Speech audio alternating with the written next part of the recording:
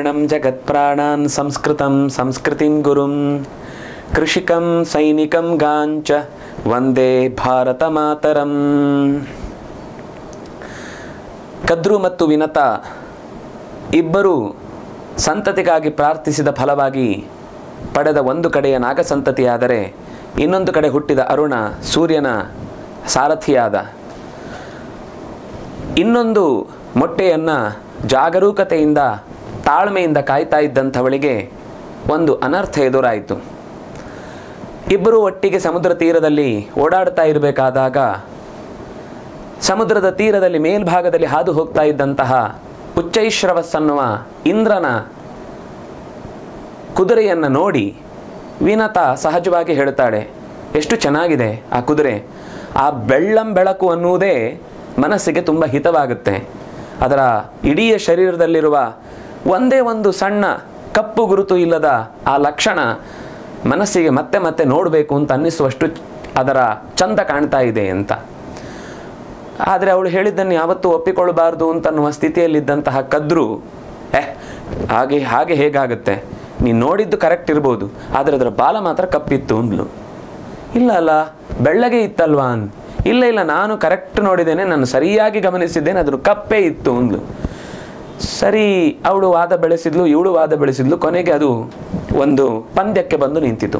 ನಾಳೆ ಮತ್ತೆ ಬರುವಾಗ ನಾಳೆ ಇದೇ ಕುದುರೆಯನ್ನು ನೋಡುವಾಗ ಇದರ ಬಾಲ ಅಕಸ್ಮಾತು ಕಪ್ಪಗಿದ್ರೆ ನೀನು ನನಗೆ ದಾಸಿ ಆಗಬೇಕು, ಅಕಸ್ಮಾತ್ ಬೆಳ್ಳಗಿದ್ರೆ ನಾನು ನಿನಗೆ ದಾಸಿ ಆಗ್ತೇನೆ ಅಂತ ಕದ್ರು ಹೇಳಿದ್ಲು.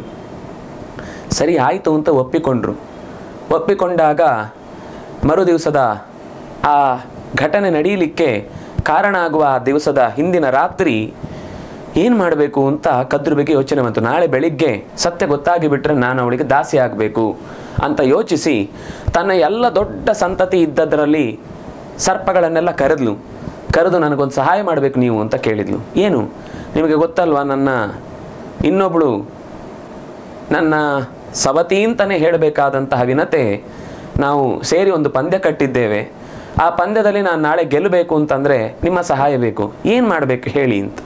ಆಗ ನಾಳೆ ಬೆಳಿಗ್ಗೆ ಉಚ್ಚೈಶ್ರವಸ್ಸು ಆಕಾಶ ಮಾರ್ಗದಲ್ಲಿ ಹೋಗುವಾಗ ಕೂದಲಿನ ಎಳೆಯ ರೂಪದಲ್ಲಿರುವಂತಹ ನೀವು ಕಪ್ಪಗಾದ ನಿಮ್ಮ ಶರೀರವನ್ನು ಆ ಕುದುರೆಯ ಬಾಲದ ಜೊತೆಗೆ ಜೋಡಿಸಿಕೊಂಡು ಕಾಣಲಿಕ್ಕೆ ಅದು ನಾಳೆ ಕಪ್ಪಗಿದ್ರೆ ಸಾಕು, ಅದರ ನಾಳಿದ್ದೇನಾಗುತ್ತೆ ಆಮೇಲೆ ನೋಡೋಣ, ಮೊದಲೊಂದು ಸರ್ತಿ ನಾಳೆ ನನಗೆ ಅದು ಕಪ್ಪಾಗಿ ಕಾಣಬೇಕು ಅಂತ ಹೀಗೆ ಹಠ ಹಿಡಿತಾಳೆ. ಮಕ್ಕಳು, ಅಯ್ಯೋ ನಾವು ಅಂತಹ ನಿರಪರಾಧಿನಿಯಾದಂತಹ ವಿನತೆಗೆ ಯಾಕೆ ಹಿಂಸೆ ಮಾಡುವುದಕ್ಕೆ ಕಾರಣವಾದ ರೀತಿಯಲ್ಲಿ ನಡ್ಕೊಳ್ಬೇಕು, ಆಗೋದಿಲ್ಲ ಅಂದರು. ಸಿಟ್ಟು ಬಂದಂತಹ ಕದ್ರು ತಕ್ಷಣದಲ್ಲೇ ಶಪಿಸಿದ್ಲು, ನನ್ನ ಮಾತಿಗೆ ವಿರುದ್ಧವಾಗಿ ಯಾರೆಲ್ಲ ನೀವು ನಿಂತಿದ್ದೀರೋ ನೀವೆಲ್ಲ ಮುಂದೊಂದು ದಿವಸ ಯಜ್ಞದಲ್ಲಿ ಬಲಿಯಾಗಿ ಹೋಗಿ ಅಂತ ಶಪಿಸಿದ್ಲು. ಯಜ್ಞಕ್ಕೆ ಆಹುತಿ ಆಗಲಿಕ್ಕೆ ಹುಟ್ಟಿದವರು ನೀವು, ಸುಮ್ಮನೆ ನನ್ನ ಮಾತಿನ ಕೋಪಕ್ಕೆ ಈಗಲೇ ಸುಡಬೇಕಿತ್ತು, ಸ್ವಲ್ಪ ದಿವಸ ಬದುಕಿಕೊಳ್ಳಿ ಅನ್ನುವ ಹಾಗೆ ನಿಮ್ಮನ್ನು ಬಿಟ್ಟಿದ್ದೇನೆ ಅಂತ ಬೈದ್ಲು. ಆಮೇಲೆ ಸ್ವಲ್ಪ ಹೊತ್ತಿನ ನಂತರ ಮತ್ತೊಂದಿಷ್ಟು ಜನ ಮಕ್ಕಳು ಬಂದಾಗ, ಇಲ್ಲ ತಾಯಿ, ನಾವು ಖಂಡಿತ ಈ ಮಾತನ್ನು ನಡೆಸಿಕೊಡ್ತೇವೆ, ನಮ್ಮ ಮೇಲೆ ಕೃಪೆ ತೋರು ಅಂತ. ಸರಿ ಅಂತ ಆ ಉಳಿದ ಸರ್ಪಗಳೆಲ್ಲ ಸೇರಿಕೊಂಡು ಮರುದಿವಸ ಬೆಳಿಗ್ಗೆ ಯಥಾಪ್ರಕಾರ ಸಮುದ್ರದ ತೀರಕ್ಕೆ ಬಂದಿದ್ದಾರೆ. ಆ ಅಗಾಧವಾದ ಸಮುದ್ರದ ವರ್ಣನೆ ಬಹಳ ಚಂದ. ಆ ಸಮುದ್ರವನ್ನು ಅವರು ಹೇಳಬೇಕಾದಾಗ ಅದು ಎಂಥ ಗಾಂಭೀರ್ಯ, ಎಷ್ಟು ವಿಶಾಲವಾಗಿ ನಮ್ಮ ಕಣ್ಣಿನ ಆಚೆಯ ದಿಗಂತವನ್ನು ನೋಡುವ ಪ್ರಯತ್ನ ಮಾಡಿದರೂ ಕೂಡ ಅದು ಅನಂತವಾಗಿಯೇ ಕಾಣುತ್ತೆ. ಹಾಗೆ ಇಡೀ ಜಗತ್ತಿನ ಸಮಸ್ಯೆಗಳು ಒಂದರ ಹಿಂದೆ ಅದು ಇರುವುದು ನಮಗೆ ದಿಗಂತದ ದೃಷ್ಟಿ ಇದ್ದಾಗ ಮಾತ್ರ ಅರ್ಥ ಆಗುತ್ತೆ ಹೊರತು ನಮ್ಮ ಮನೆಯ ಗೋಡೆಯನ್ನೇ ನೋಡಿಕೊಂಡು ಇಷ್ಟೇ ಜಗತ್ತು ಅಂತ ನಾವು ಕೂತಿದ್ರೆ ಕೊನೆಯವರೆಗೂ ನಾವು ಅದೇ ಕೋಣೆಯೊಳಗೆ ಕೂತಿರಬೇಕಾಗುತ್ತೆ. ಹೊರಕ್ಕೆ ಬರಬೇಕು ಅಂತನ್ನುವ ಚಿಂತನೆಯನ್ನು ಕೊಡುವ ಹಾಗೆ ಸಮುದ್ರದ ವರ್ಣನೆ ಇದೆ ಅಲ್ಲಿ. ಆ ನಂತರ ಕಾಯ್ತಾ ಇದ್ದಂತಹ ಪ್ರಸಂಗ ಎದುರಾಗುತ್ತೆ. ಉಚ್ಚೈಶ್ರವಸ್ಸು ಬಂದಾಗ ಅದರ ಬಾಲ ಕಪ್ಪಗಿರುತ್ತೆ.